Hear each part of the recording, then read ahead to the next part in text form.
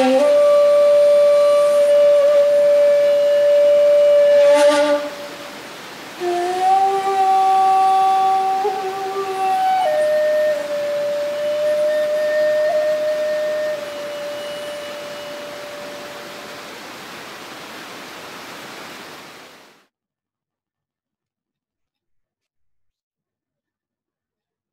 welcome everyone to the second installment of our Introduction to Buddhism class. I see in the chat we've got both coasts represented and much of the West Coast. So it's good to see everybody, and hello to our friends on the East Coast. And I see we have someone from Sacramento, so special hello to my old hometown, my former abode of Sacramento also. We'll do a sort of a gentle start. I want to ease in and sort of review some of the concepts that we spoke about last time, and then get into today's class. So we covered the first two of the Four Noble Truths in the last class, with special emphasis on dukkha, which generally is translated in English as suffering. And I tried to give a little bit more background as to why maybe that's not the best translation. So we went over some of the ways it can be translated, and more of a focus on dissatisfaction in all the ways that we experience dissatisfaction. So I wanted to be, and I'll probably say it many times over because it is so common in Western English language literature to translate this concept of dukkha as suffering.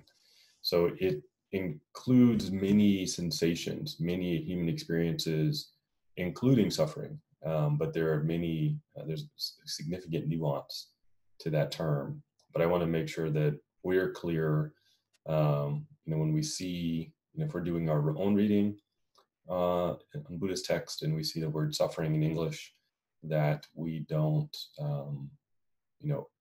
begin to think of it as such a negative or heavy connotation. Oftentimes it's being used to describe very subtle states of mind, emotional states, things that we experience every day. It would be incorrect, I think, in English to say that every day we suffer. Maybe from a grand philosophical perspective, we can say this, but I don't think many of us connect with that term as it's used, on a daily basis. We may say, oh, I got up, I met with friends, everything was really wonderful, it was a beautiful day, and we might not be able to point to anything objectively objectionable that day, let alone, title it suffering. So I want to make sure that our understanding of the term is a little bit more in tune with what the Buddha was actually teaching. So just to recap, the term dukkha, the traditional example given is a wheel that is not set properly. So it's wobbling, right? So you have your wagon or chariot, or if you were like me, you had a car in high school that you got from the auction, and not everything on it worked very well. So you drive the car and it's constant imbalance or squealing fan belt, or just something that doesn't work. Eventually sort of it gets on your nerves, starts to drive you crazy. This is more the understanding of dukkha. It's a lot of little things that build up, and it can also be something that really grates on your nerves, and it can also be in a grander philosophical state, an existential crisis, right? Where you really are questioning what's this all about, and that consumes your thinking. So dukkha is a very broad term. So It is not simply some dark Edgar Allan Poe scenario where you're trapped in a dungeon. So that's the first. And then the second of the Noble Truths is the Buddha describing how does the state come about, and he points to craving. He points to our samudava in Pali or Sanskrit, the second Noble Truth, our attachment or craving. So how we conceptualize of things that we experience and things that we come in contact with. So this also sometimes results in us having a negative view of life, meaning we read that craving or attachment is the problem in the Buddhist teaching, or is the thing that the Buddha pointed to as a key obstacle. And we have a reaction and we say, oh, but I like certain things, or, you know, it scares me to not be attached to things that I think I should be attached to. So I think this one also bears a little bit of review.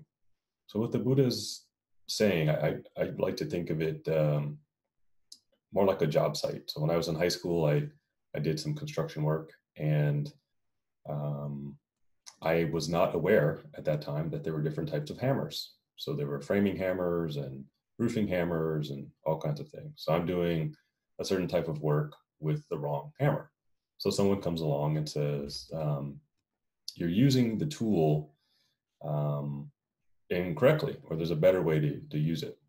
This is more the nature of the Buddhist teaching. It's a redirection and a fine tuning. So in this scenario, I don't get upset with the person. I go, oh, really? You know, teach me, show me the better way to use the hammer, or the different hammer that I should use for it.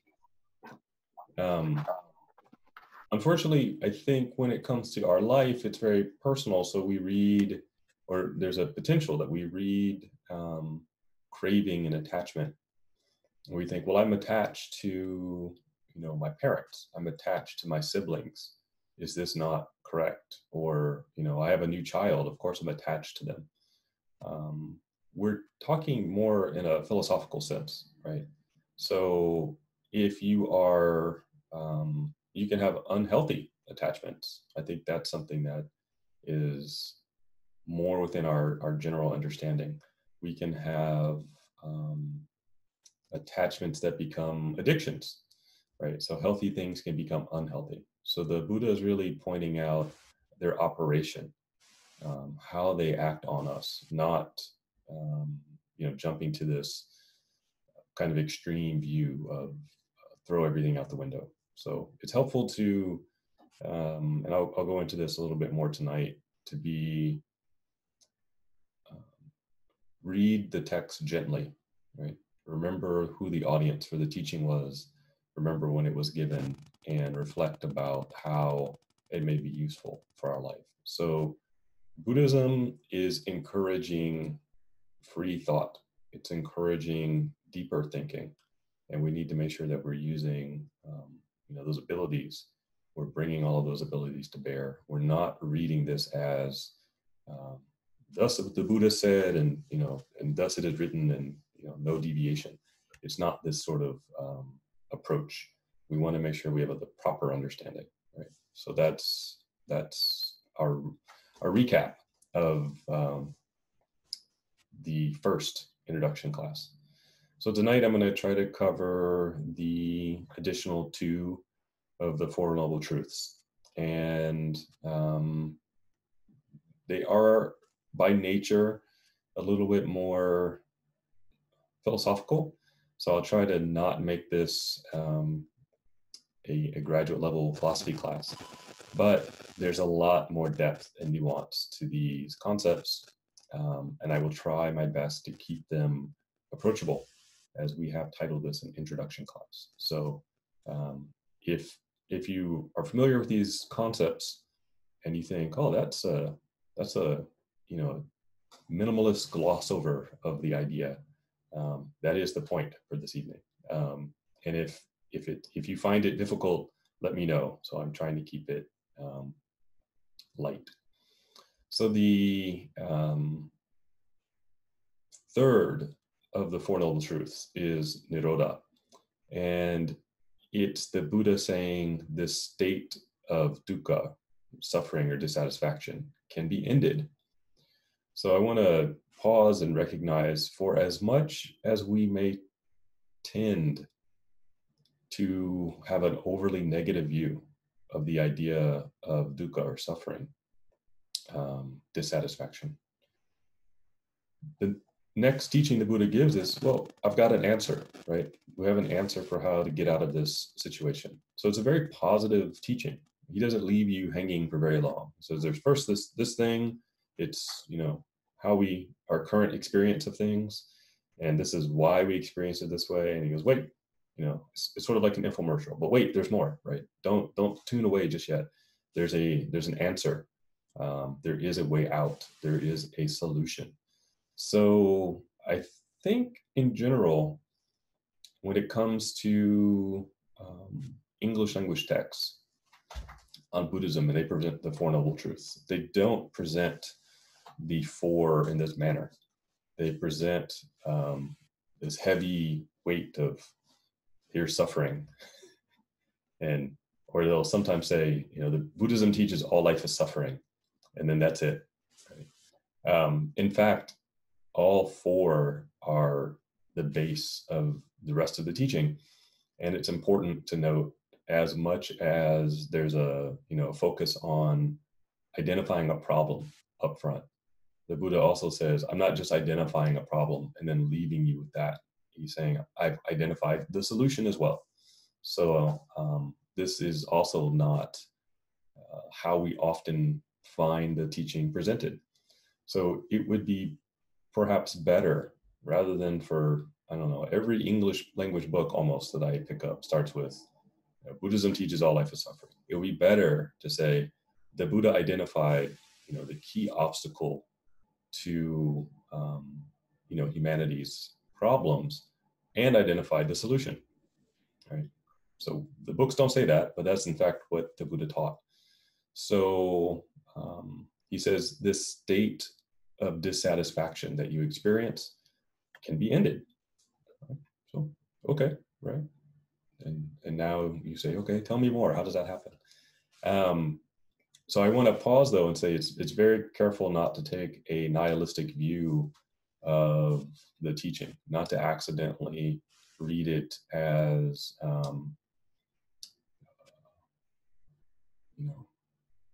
some kind of 1960s movie. The guy is sitting on the back of his motorcycle. He takes a long drag from a cigarette and he flicks it and he says, all life is suffering, man, and then just rides off into the sunset. So it's not this sort of perspective. The Buddha says dissatisfaction ends through a process. It's a set practice, through a set of practices and understanding. The Buddha is going to teach you how to overcome this dissatisfaction. And it's important, though, to understand the operation. So he goes into some detail with regard to how does it all operate. So if you really want to get out, you need to know how the machine works, right? So insert your Matrix movie, example here. You have to understand how this thing works. You have to understand how the maze is laid out in order to escape from it. It's not enough to just tell you that your thinking and your reaction to things is the cause of your obstacles. You have to explain how it is that they come about. So the Buddha spends quite a bit of time discussing this. So he says this dissatisfaction that we experience ends through a process, through a certain set of practices that he's going to teach you. And it's also important to understand the kind of ending we're talking about. So we're talking about ending reactions to situations. So the process by which our minds come into contact with stimulation and respond. So we see something we want. We decide, oh, I like it. It's the new shiny thing. I want to get one. And how great would it be to have it? And everything in my life would be better. It's the version 3 the happiness omatic machine, so I have to acquire one. And we go to the store and they tell us, oh, in fact, we're sold out, and the one you see in the window is an unworking copy or sample, and we won't have more in for months, right? Everyone wanted one. So then we experience this dissatisfaction. So the Buddha goes into this is this process that we're going through all of the time. We have contact with stimuli from the outside, right? We absorb information through our five senses. We attach certain responses and reactions and value judgments to those stimuli, and we build certain reactions. And the reactions we build go into a further process of building our personality, building our sense of self, building our outlook on life. And so he discusses in great detail this whole process. So the reaction mechanism, I'll say, to keep this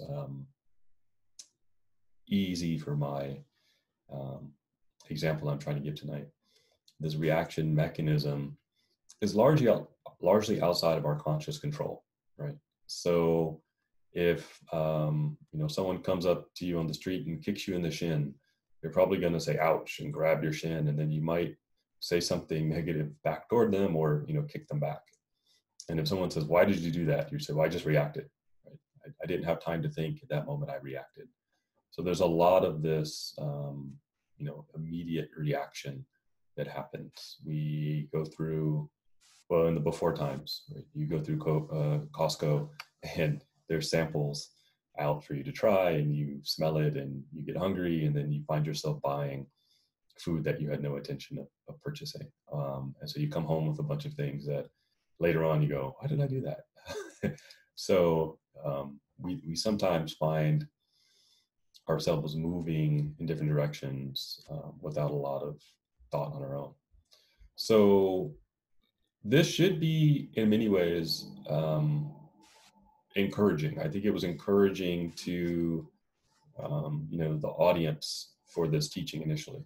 And that audience were the four other monks that had been traveling with the Buddha initially before he went off to meditate and practice on his own. So they had all been seeking this truth. They had all given up quite a bit in pursuit of this truth. And so for someone to say, I've got it, I really do have the solution, was, the thing that they had all been looking for. So for them, this was the core, right? This was the main thing that they wanted. For many of us, when we're learning about it, we might wonder, why are we starting at this point?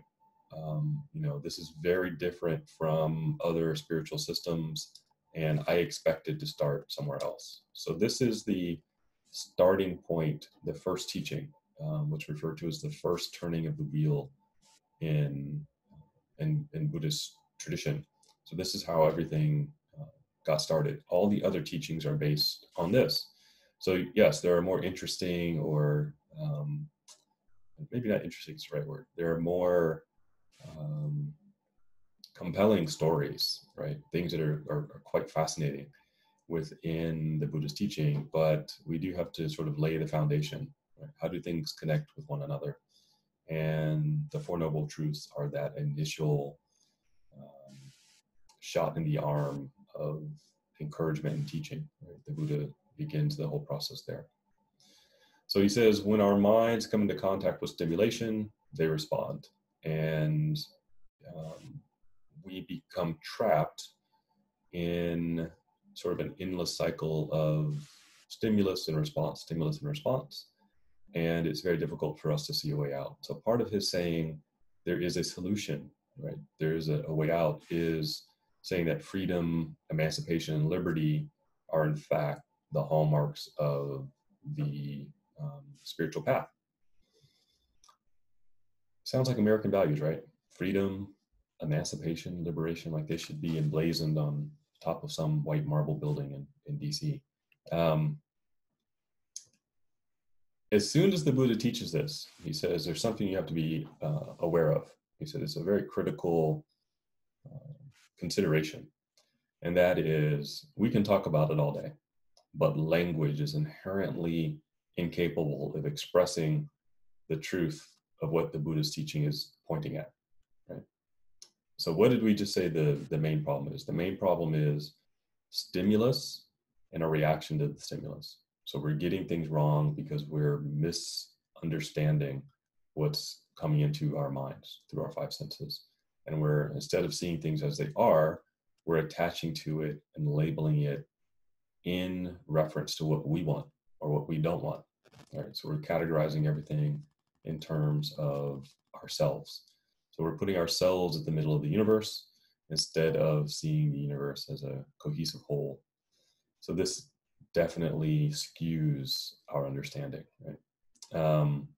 So this is like a revolutionary teaching at the time. So Copernicus hadn't quite figured out that the Earth was not the center of the universe yet, right? This was not, this is way before that.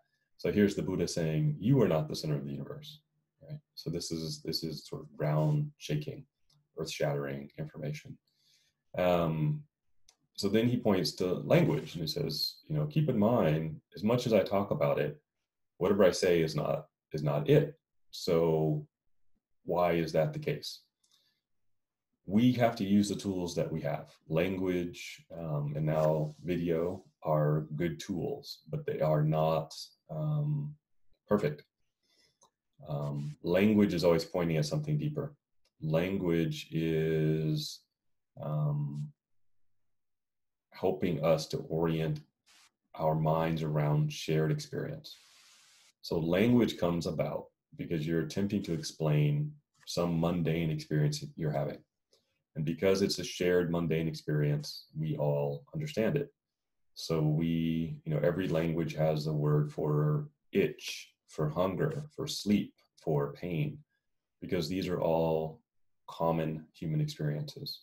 So here comes the Buddha saying, I've had a very uncommon human experience. I've had a very uncommon human insight.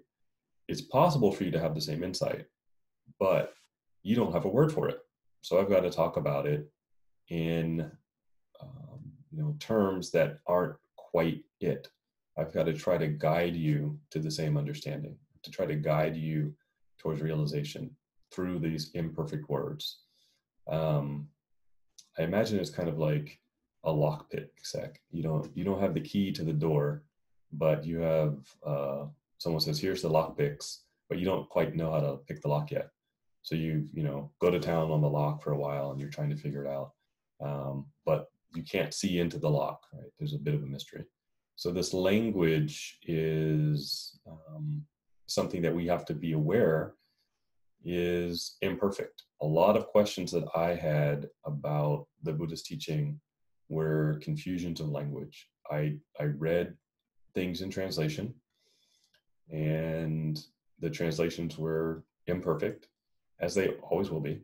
And they created more obstacles. So I'm trying to go a little bit slow through some of these initial concepts so that we don't get lost in terminology and language, because even the Buddha recognized, you know, even if you spoke Pali, these words were close, but not perfect. The Indian intellectual and philosophical system was the closest to getting us there, but there were still fine-tuning that needed to be done. So words can describe things that you've experienced, right?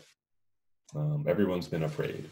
So if I say, you know, fear, everyone can understand that.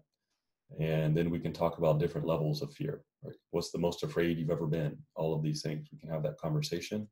And at the end of it, within some general reason, you can understand the experience of another person. Someone may say, you know, I experienced something so fearful that it's beyond your understanding, but you can still, you know, at the very minimum, appreciate, well, their fear was greater than my fear, right? I was afraid once, but their fear is beyond that. So here we're talking about an experience that there's no language to address. So anything I share with you will, by nature of this truth, be inadequate. So I apologize in advance. So we will do the best we can. So we will struggle through this, understanding that our language is a limiting factor. So here's the Buddha saying, there's dukkha, this dissatisfaction, and there's a way to get out of it. There's a cessation of this experience, and that experience is nirvana. So it's naturally everyone's going to say, well, then what is nirvana? And then how do we describe it if we've already agreed that language doesn't work? So we describe it in negative terms. So you will see a lot of negative terms used in Buddhist text. So negative language and translation will be a cultural obstacle. So when you read something in a Buddhist text and it's put in negative terms, you shouldn't be reading it negatively. You shouldn't be reading it in the pejorative or in a judging sense. Nirvana was described by the Buddha as extinction of thirst, right? So we have this grasping desire, things we want. We're not being satisfied by the things we want. And he said, well, the nirvana is the absence of this. It's the destruction of that thirst. It's the uprooting of attachment. It's the cutting off of this continuous cycle.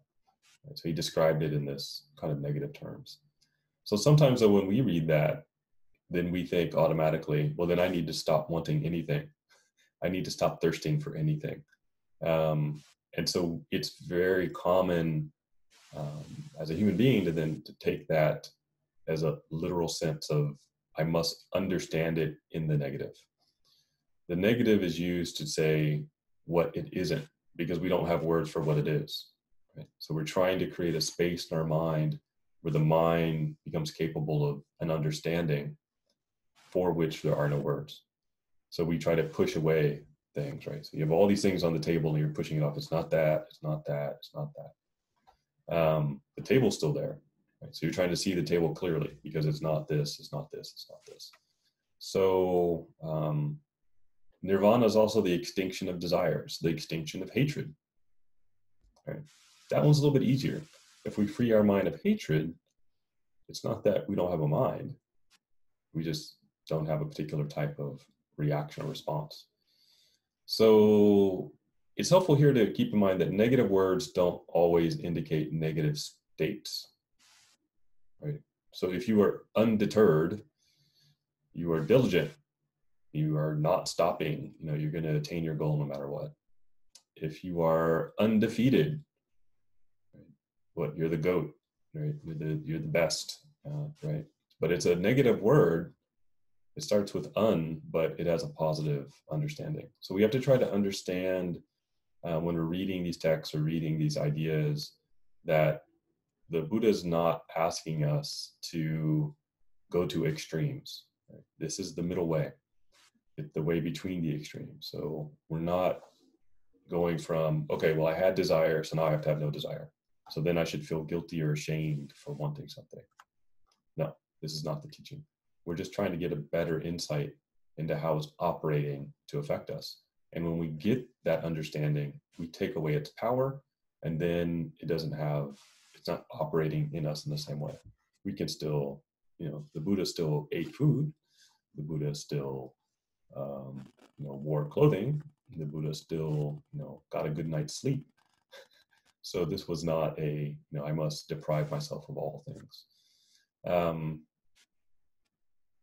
What the Buddha is talking about is us shifting our focus from ourselves and, well, maybe I'll put it this way. It's easier sometimes to understand this idea if we don't place these concepts on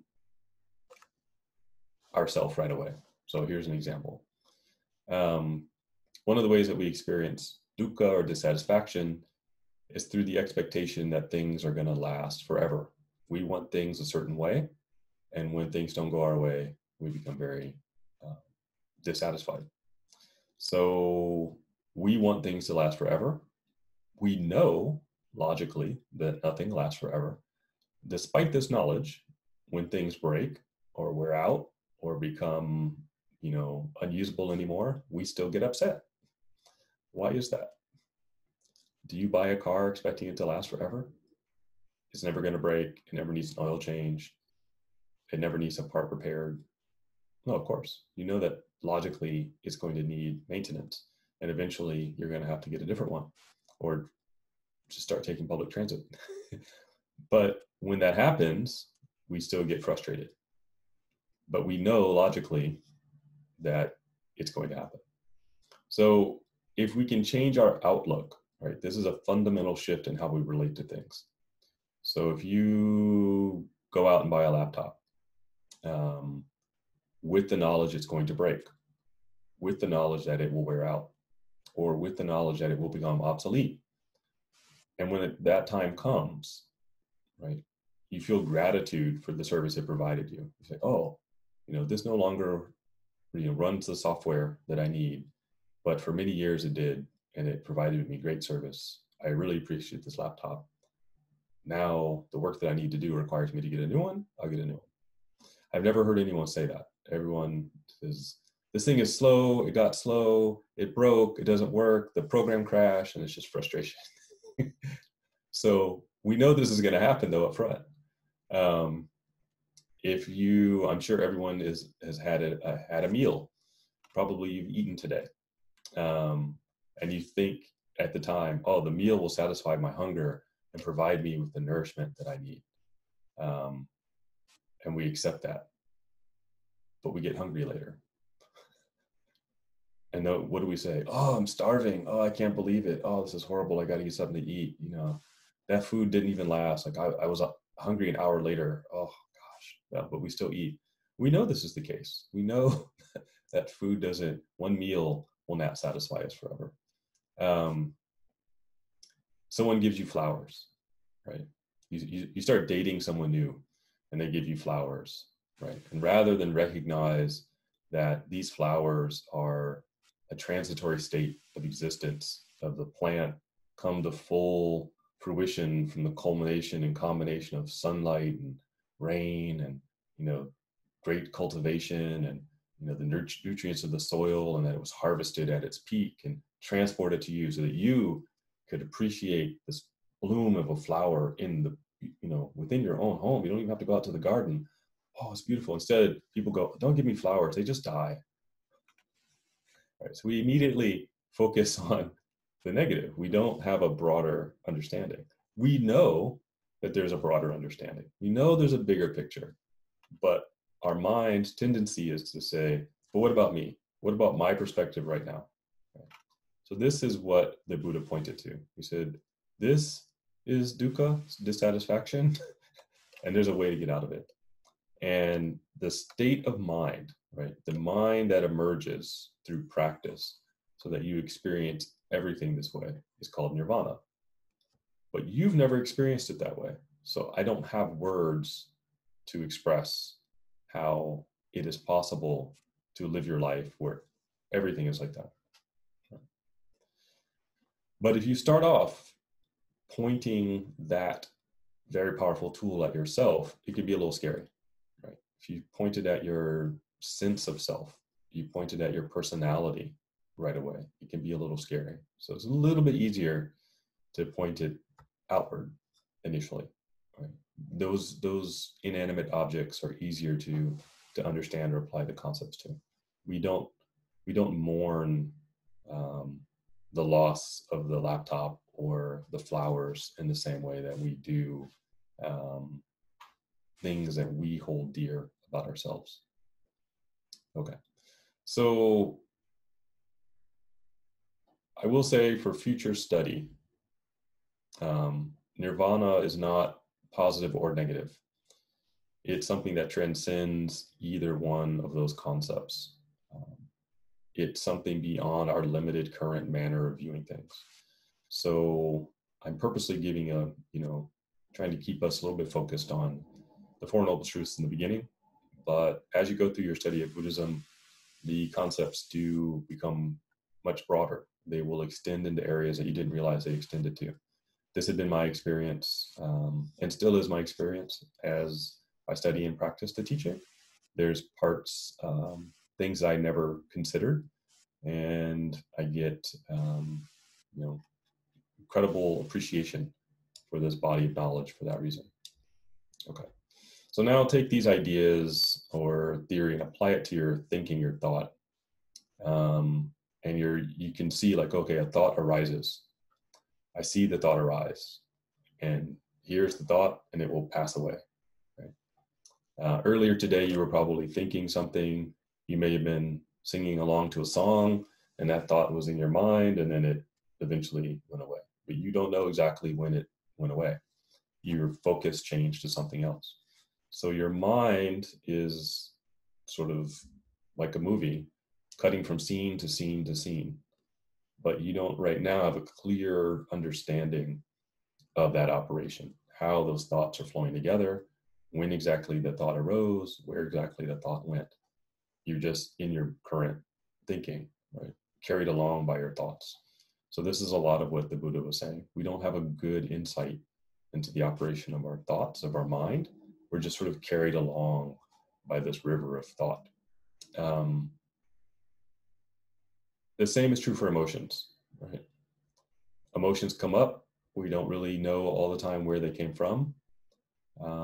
Sometimes they're interesting, sometimes they're intense, but they subside, and we're not always aware of when they subsided. We just think, oh, I'm no longer experiencing that emotion, right? So thoughts may carry us away. Emotions may slam into us and cause us even to become ill, right? You can be homesick, literally. So this process of thought, emotion, experience, for most of us is a mystery, but we just ignore that it's mysterious.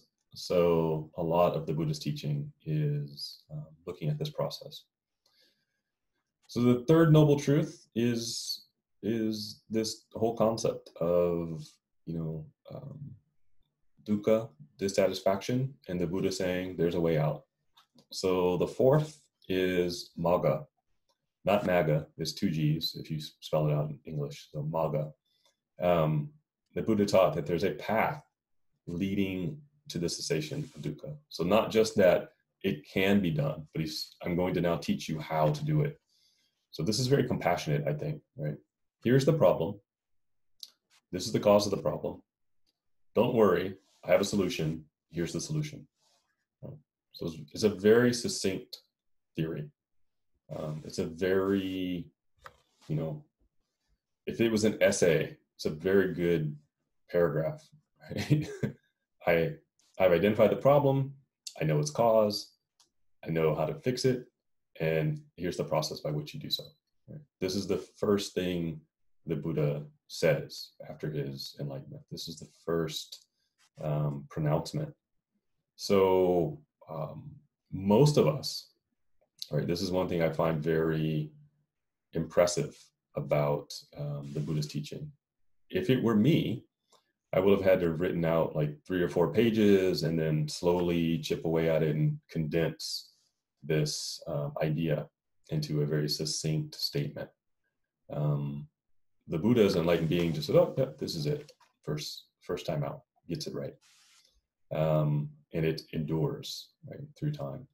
So this is incredibly, in my impression, even Einstein probably had drafts. So the Buddha didn't even need a draft. This is it, first draft. That's it, straight out. So the Buddha gives a set of instructions on gaining insight into the nature of mind and how we attach and hold tightly to the thoughts, emotions, and sensations, and why that is. And gives us a process by which we can stop attaching so tightly to things. So this is the heavy lifting of Buddhist practice, right? Getting out of the state. So laying out the theory is rather succinct. Us actually doing the work is the hard part. So if you've ever put together furniture from IKEA, you may look at the instructions and go, oh, this is easy. And then most places, if there's an IKEA nearby, there's also a service to put together the IKEA furniture because some people find it infuriating. So the hard part is the putting it together. Right? So you look at all the parts and you think, how is that all going to assemble into the thing I wanted to buy? So this is very similar to Buddhist practice. There's a lot of theory, and it is at times, it could be somewhat mysterious to us how we're going to assemble it all and get the result that is described. So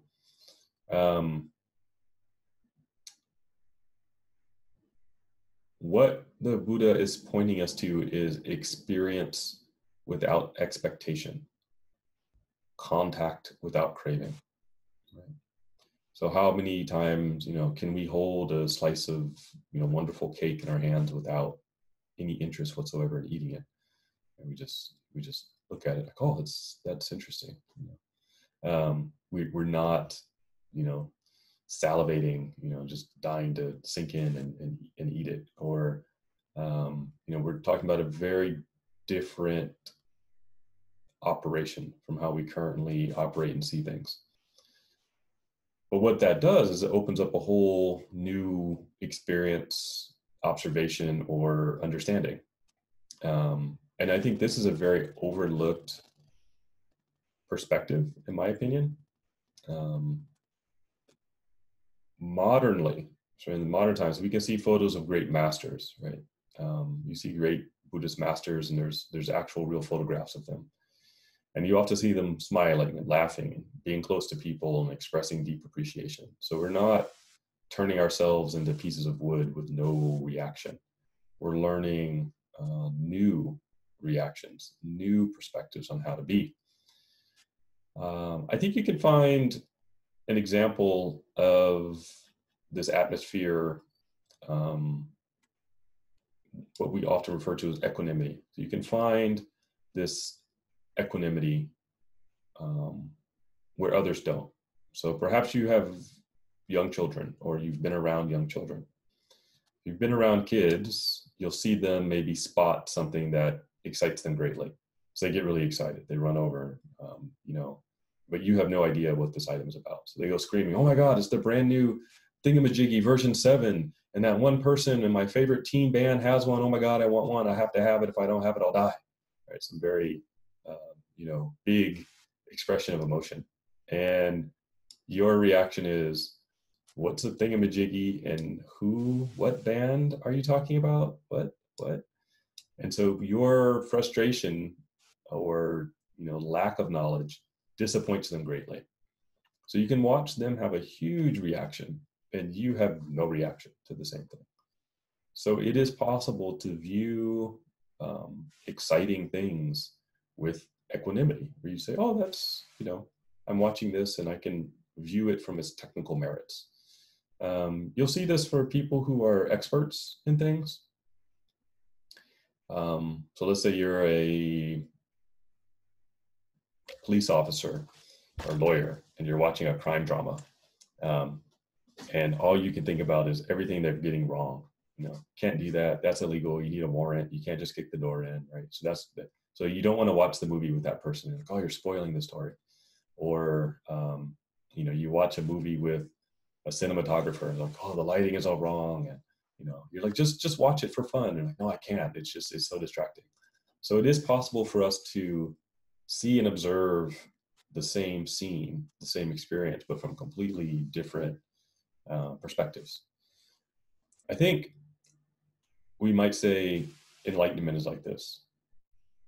Everyone over here has always had the same experience, and they view the same scene the same way. And then there's this one person off to the side who's enlightened, who sees it completely differently, who isn't moved in the same way, who isn't, and by moved, I mean, sort of, not that they have no emotions, but is not propelled beyond their control, towards in the same way that the rest of the people are.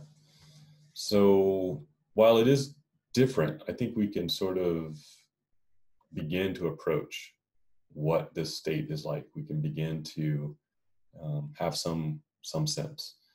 So nirvana is described as cessation. And again, here's a negative word. So what ceases is not like all life. It's not an end to everything, right? We'd be very careful not to read this in the extreme. What ceases is the bundle of thoughts, emotions, and misconceptions over which we have not had control. So nirvana is not the cessation of anything. It's, I think, mistranslated or misunderstood this way. It's not a cause and effect relationship. Like, well, if I stop doing this, then I get nirvana. No.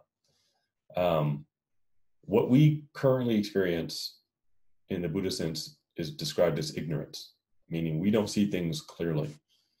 So this isn't a lack of education, it's a lack of insight. That ignorance starts a process by which we misunderstand the true nature of things. And as a result of that misunderstanding, we experience dukkha, we experience dissatisfaction. What the path is trying to teach us is how to develop wisdom. So wisdom is this other way of seeing things, right? Wisdom sees and experiences things very differently. So wisdom sees the nature of things very clearly. And because of that clarity, never gives rise to the misconception and the dukkha. So it's not that, oh, if I get rid of this, then I get something new. It's, I'm stopping this process, I'm starting a new process. So you're building wisdom, you're developing wisdom. And with that new wisdom, your experience is very different. Your conception of yourself is very different. Your relationship to the world is very different. You can, in my earlier, example, the little kid gets very excited about the item, and you can be happy for them. You can take joy from seeing them being happy. You don't have to have the same thing that they have. And you will do a better job than I did. One of my nieces was so excited to show me her hairstyle that was like some young kid singer hairstyle, but I have never heard of the kid and didn't know the hairstyle. So she was very disappointed. So now I'm better, like, oh, it's really nice. And, I was like, what is it? I've never heard of it. So the typical old person response. So we can develop a more wise response. So I want to recognize that there's more to these terms. There's a lot of nuance to the definitions. I want to try to keep the class true to its introduction level. So a lot of times in our Dharma talk, we go a lot more, much deeper on some of these ideas. But here's a couple things that I think are helpful. The Buddha lays out this initial theory. Here's what's different. You don't have to die to realize this. So this is very different from other spiritual teaching. It's not a reward or judgment that you get at the end. It's not something you obtain as the result at the end of your life. It is something that you can have now. It is something that you can gain immediately. The Buddha attained enlightenment as a human being when he was relatively young. So this was an outlook on life. It's a way of changing your life, not preparing for some sort of end, insurance policy kind of thing. So the Buddha attains enlightenment, comes out, announces the Four Noble Truths, and it's the first thing he teaches. What follows from that? Years and years and years of teaching, right? 42 years of teaching. All of that teaching was in conformity with the first thing he said, right? So this is the foundational teaching. Everything else rests on it. Nothing else contradicts this. All of it conforms with these first four principles. He never needed to revise it. There has been no brilliant scientific insight that needs Buddhists to change their teaching or tweak it. 2,600 years later, changes in government, changes in geography, dramatic changes in education, scientific research insight, methods of textual analysis, still relevant. When we all realize Elon Musk's future society and we're flying around in space, we will still conceive of things wrong, see things incorrectly, crave, oh, I wish I was back on Earth. The ice cream there tastes so much better than the ice cream here. We will still have dissatisfaction. So it's the same general obstacles in life that we face. So those are the Four Noble Truths. This is the foundation. This is the starting point for all of the Buddhist teaching. So before we end tonight, though, I want to give you something that's a little bit maybe more immediate. And I'll offer this because we are in America close to an election, and I've seen a lot of people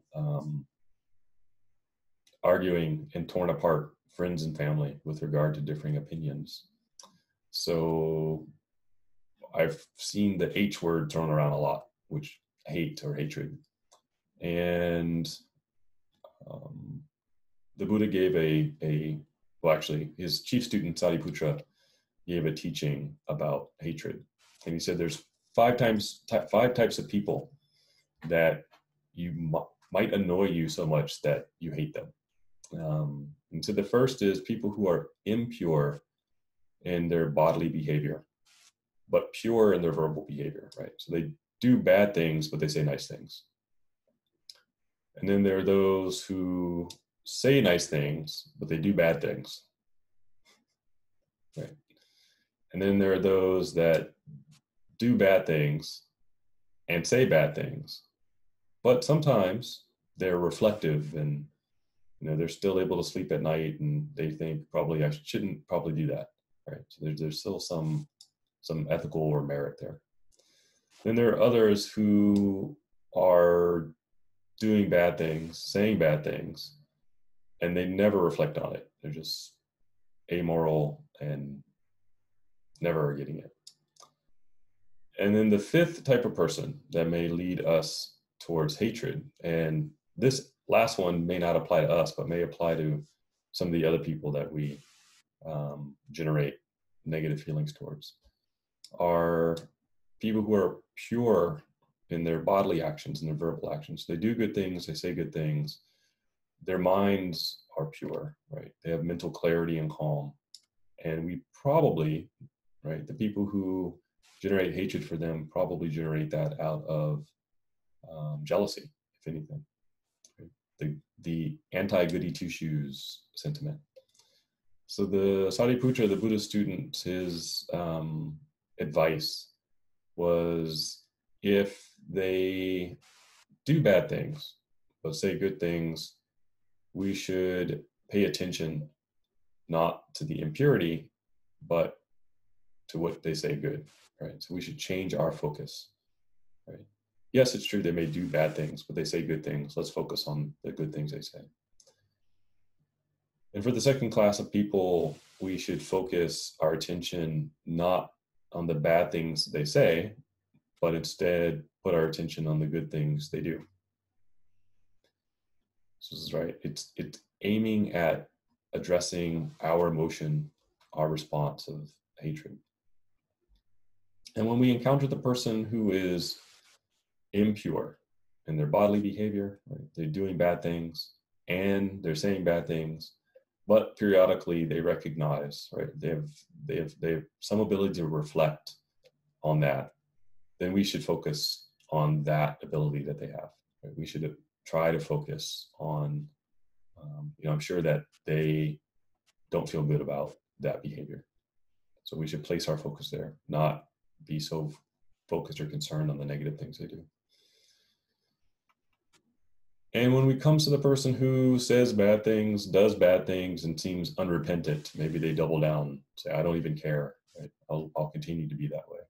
We should wish that they develop good behavior. We should wish that they develop good, skills at saying things in a skillful manner. We should wish that they have the ability to reflect on those things, right? So that's where we should place our thoughts. We should not get so bound up in hating them. We should wish the best for that person, because again, the hatred is going to eat us up, right? It's not just for them, but it's also for us.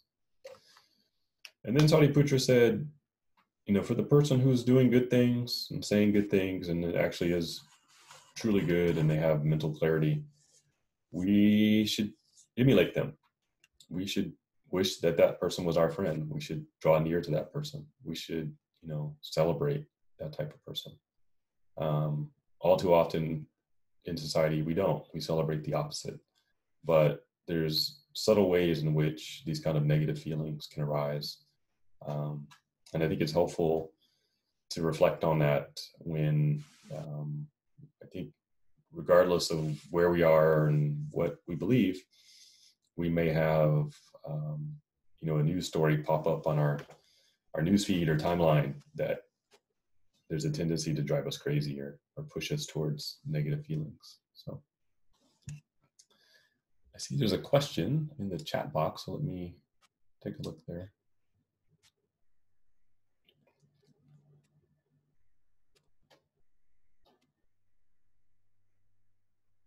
So this is a good question.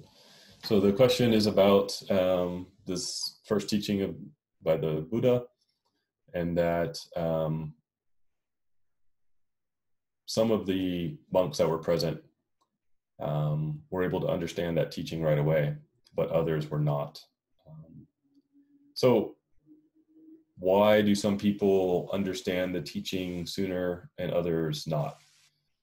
This is going to be a very imperfect answer. However, it's going to come down to your karmic affinities. So it's highly likely, and you do see this later on in the sutras, the Buddha will give predictions of people's future enlightenment. So an enlightened being can see that, right? You can look at the person and see that clearly. There are those who, I think we can see this even in more mundane things. Beethoven's 5 years old and he's composing symphonies. Clearly, I don't think genetics can explain that completely. So the Buddhist response would be, there's previous rebirths that the person has done spiritual work in, and certain people need only briefly contact the teaching and it reawakens that spark within them. Others have more work to do, and there's no judgment about that. If you had the affinities to be born at the time of the Buddha, then we wouldn't be talking right now. So all of us have different affinities. We have more work to do. That's okay. But it should not be that we feel competitive. Why is someone doing better than me? Or why do I appear to be lagging behind? I will say from experience, I've been around a lot of different practitioners, and I had that thought early on. And then I find that there are some of us who are very good at certain things and others that struggle in other areas. So when I was on Koyasan, in fact, there was someone in the temple who their chanting was very beautiful. So the morning service, they were very poised, very composed, and everyone who came to visit the temple, just by listening to them, they really felt at ease. Well, that person later told me that they didn't feel they had very much insight into the teaching. So everyone wanted them to chant, everyone held them in very high esteem, but they didn't feel that they had made much progress.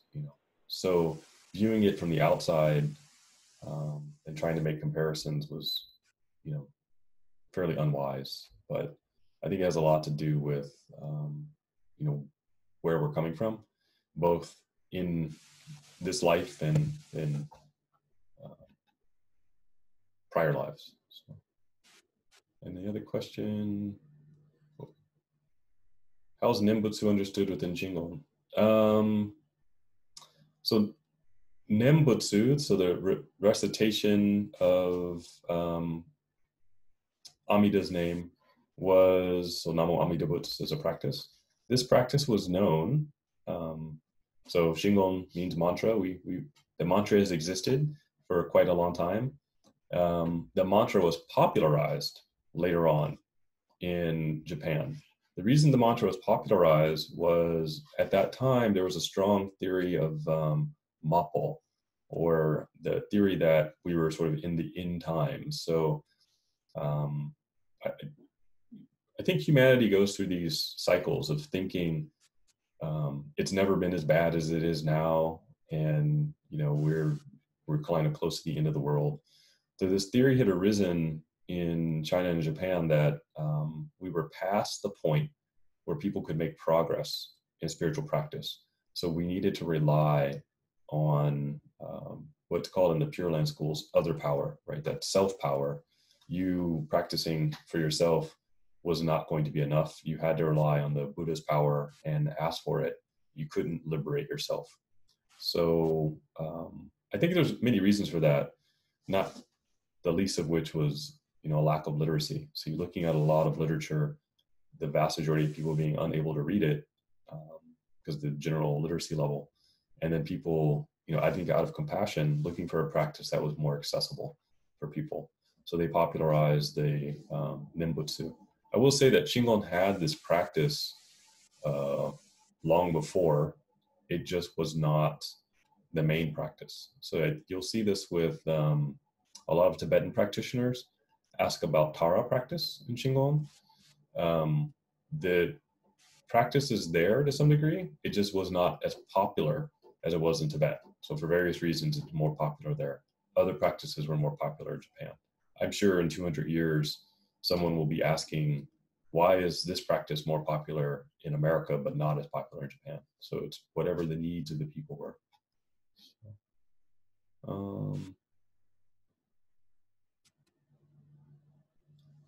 What's the best practice? I don't think there's a best, there's no one size fits all. So I think I will say this, any practice is better than no practice. So yes, I am a Shingon practitioner. I started off with the practices that were available to me near my college. And those were, there's a Tibetan Buddhist center in Michigan. There's a Korean Zen center. I would attend both. Actually, the most focused practice I did in college was with a Chinese Pure Land group. All of the instruction was in Mandarin Chinese. So I had to learn Chinese and really improve my Chinese to understand the monks' lectures. And we practice, the recitation of the Buddha's name. So I learned a lot. None of that was a waste of time. All of that was very helpful. But I spent time with each and practiced each for a while to try to find what worked for me. Eventually, of course, and I knew at the time, but I was trying to find Shingon as a practice. It just was not available in Michigan, so where I'm originally from. So I moved to Sacramento, hello to our Sacramento friends again, and attended the temple there. So you really, I think, have to engage with a practice for a while to see, does it work for you? So what is a while? Give it a few months, whatever practice you're doing. I think we live in a consumer culture. So, how do people choose things now? They watch a review online or they read the reviews on Amazon, but there's no substitute for, getting it and trying it. But you need to try it for a while. There's many things. Have you ever, bought something, sold it, and then bought it again? So you realize later, like, oh, that original one was actually good, right? Now that I have some experience, but you really need some experience with it. And so I'd recommend, don't be a window shopper. Try it. Go in, try for a while, and then it's never a waste of time. Oh yes, thank you for the book reminder. So this is the book that I was going to recommend. Hopefully everyone can see. So this is The Life of the Buddha by Asvaghosha. It's a poem that was translated very well. Oops, there it is. In focus now. It's a very good translation, New York University Press. It has the English and Pali, I believe. So if you're curious about the terms, but the English is very nice. It's a very small tome you can carry with you. It's part of the Clay Sanskrit Library. What I like about this is it's somewhat of a poetic reading, but it goes to the Buddha's entire life. You can read a little and then put it down. So it reads like a story, because it is the Buddha's life story, but it's very insightful. And it's not a textbook, right? So you're reading it, but this is a great classic. One of the other reasons is we're studying the Awakening of Faith in the Thursday night class. So also, maybe you will notice the authors are the same. Yes. So Aso Ghosh is a great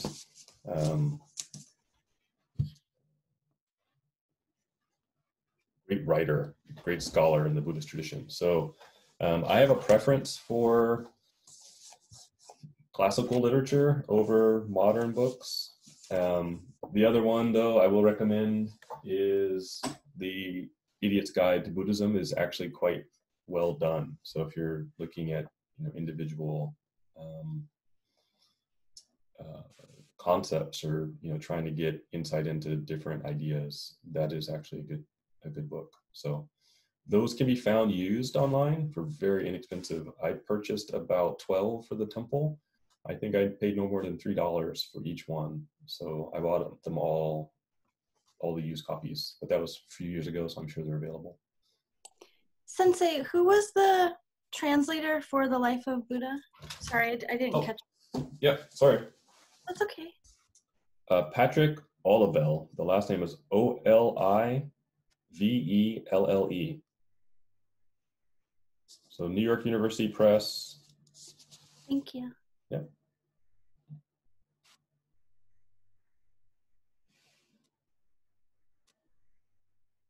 There you go.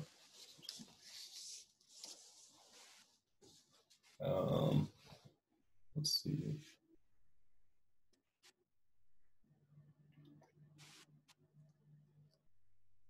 When you talk about the experience without craving, and it's like going to a basketball game without the attachment of desiring team winning. Yes. Yes, very much so. I'm not a sports fan, so I often go and I remember rooting for both teams. Like, oh, that's a great shot. Look, they're doing so well. And people around me getting very upset. So, but you can just enjoy without having attachment to the outcome. Right? This is hard, though, when it becomes our personal life. Right?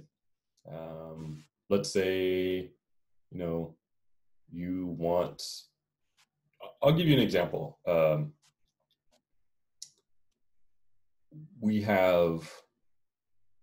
was with someone, I was with a group of older people. We were having coffee, and a gentleman walked in wearing a dress, a halter top, and high heels. And he was a pretty muscular guy. But this is Portland, and that's very common. And so the people I was having coffee with, gave a lot of strange looks and, disapproving, and why is he dressed like that? And, I can't believe what's going on. And, do you think it's a man or a woman? And he was really very, very agitated. So I just asked, like, well, are you planning to ask them out to dinner or something? And they're like, well, no. I was like, then why does it matter? Oh, I hadn't thought of it that way. Right? So they're very attached to a certain, people have to conform to a certain way of being. And then I think in that moment, they recognize that idea is connected to, their younger self of, being very specific about, let me sort everyone out. Let me sort, do I want to date them? Are they not dateable? How do I rank them? There's this sorting that's happening as part of our, humanity, our hormonal drive gets into this process. And when they became aware of that, they're like, oh, and they became very calm after. They're like, oh, it's fine. Whoever comes in the coffee shop, no problem. And right, yeah, it's irrelevant to me. Right? So we sometimes don't understand all the things that are happening, but the less we try to attach to a particular outcome or attach our opinion to the situation, right, is not always necessary.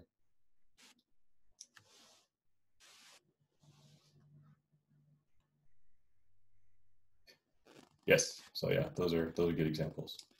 I grew up on the border of Canada, so I would always watch curling, and I'm still not sure the rules, but it was just interesting to watch as a kid. So I could watch it without attachment, right? It was just enjoyable in itself. So there's many things like this. We don't have to, as we practice that, you'll start to notice that your experience in life is very different. You can still be happy, right? You can still enjoy, but there's not the dissatisfaction in the same way. I promise there's many things I take joy in, but they're very simple. Okay. Sensei? Yes. Somebody asked if this was going to be posted on the YouTube channel. Yes, we are recording, and we will be uploading these classes also. So by request. I'm going to put a link in the chat so people have access, and they should subscribe. Oh, sure. We are close to 1,000 subscribers. So isn't that what people are supposed to say on YouTube? Like, please like and subscribe or something. So please like and subscribe.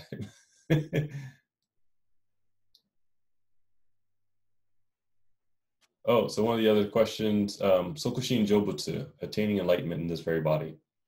Sokushin Jobutsu. That's the answer to that question. Okay. Well, I'm going to not keep you all super long. I appreciate everybody being online this evening, and hopefully you don't have Zoom fatigue. I will try to keep these engaging and interesting. I really appreciate all your questions.